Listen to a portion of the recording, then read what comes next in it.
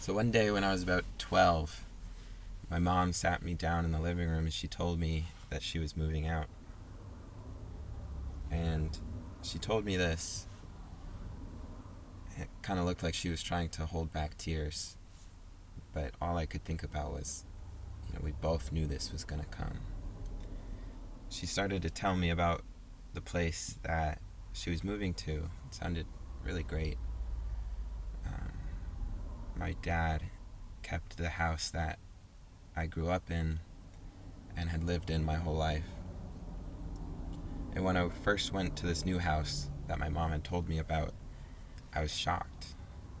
It was this huge, big green colonial mansion, my favorite shade of green. And like half of it was brick and half of it was painted green wood. But my mom, when she pulled into the driveway, she kept going. She kept driving around to the back side of the house. I didn't really know what she was doing. There was a perfectly good spot to park in the front. And she pulled all the way back to a little hut in the backyard. And she said, "We're here." I said, "What?" She said, "We're here." It was about the size of a regular classroom.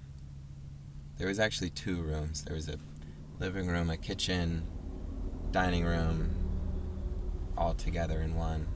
And then there was an actual bedroom on to the side. My mom let me have that actual bedroom, and she slept on a couch that she had made out of scrap lumber in the living room / dining room / kitchen. I was supposed to spend every other week with my dad at his house, at the house that I grew up in, but I couldn't. Every time I tried, I couldn't fall asleep there. The only place I was going to be able to fall asleep was, for whatever reason, in this little hut with my mom. So every morning I'd wake up and I'd wait for the school bus by the door of the big mansion so people thought that I lived there instead of the hut that you couldn't really see in the back. I'd been homeschooled actually since I was 10. I had chronic anxiety that really made it impossible to be in a normal classroom.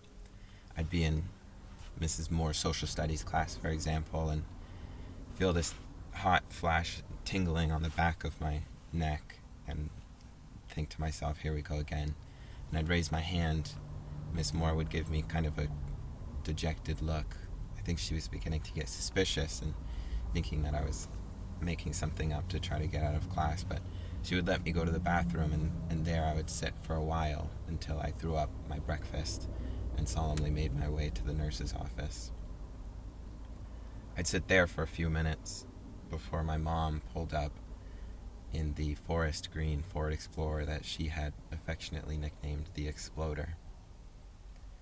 And often she'd bring me home and we'd get Chinese food on the way home, and we'd share fried rice and dumplings on the couch / bed in the living room. And when I was homeschooled, my days would often consist of exploring through the yard and the forest around my old house, looking for bugs and snakes and frogs, flowers, whatever kind of thing that I didn't recognize and wanted to learn more about. And when I got home every afternoon after school, I'd go to the backyard and I'd explore the yard and the small patch of forest behind the house, looking for snakes or frogs or plants that I didn't recognize. The man who owned the property, he was probably in his mid-50s. He actually had Lou Gehrig's disease. I didn't really know what that meant at the time, so I mostly thought it was just kind of funny when he would drive the 20 feet or so from his back door to our front door in his backyard on his little green John Deere tractor. But he was a kind man.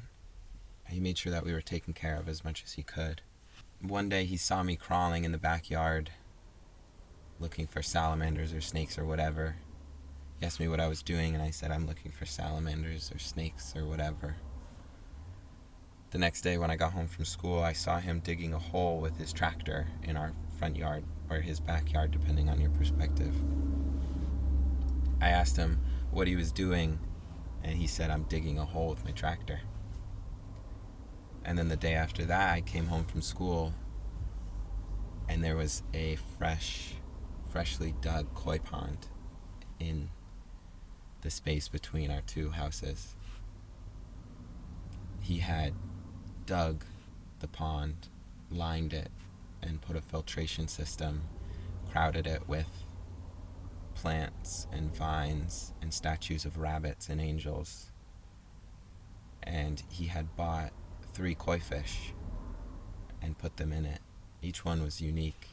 One had black spots on a fully white body. The other one had white spots on an orange body.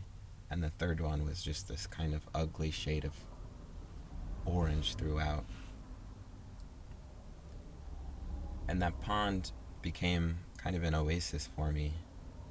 I'd get home from school, and instead of rushing around the yard, I'd just kind of sit there and watch the koi pond swim.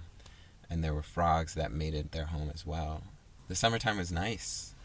I could just kind of sit in the yard and watch the koi fish go round and round and round, and watch the frogs hunt for insects. And the man who owned the house would do landscaping, trim trees, or when he was done for the day, he'd sit out there with his German Shepherd and sunbathe. In the fall, when all the leaves fell off the trees and the foxgloves melted into fine brown glitter in the dirt, the man would take his tractor and he'd pile up these huge mounds of leaves. And he'd let his German Shepherd off the leash, and together we would take turns jumping into these huge pillows of leaves. I began to realize that despite living in this big house and seemingly have all the time in the world, he spent almost all of his time with my mom and I. And once I realized that, I actually started wading towards the hut in the driveway for the school bus. I guess I realized that if he wanted to spend time with us, and even if we lived in that little house and didn't have much to offer him, maybe other people would too. But soon after that, we moved out of that house. And by that time, he wasn't doing well. His illness had progressed. He couldn't really talk or walk at all. I remember just feeling really kind of bad that we had to leave. I don't really know why we had to leave. It might have been that my mom wanted her own real bed, or more space, more yard, more field, less noise to hear the spring peepers trill clearly.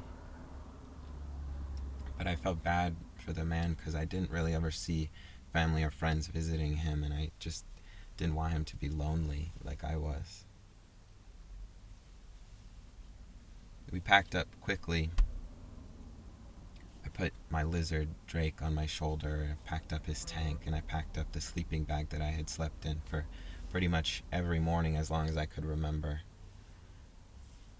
And I said goodbye to the little oasis of the koi pond.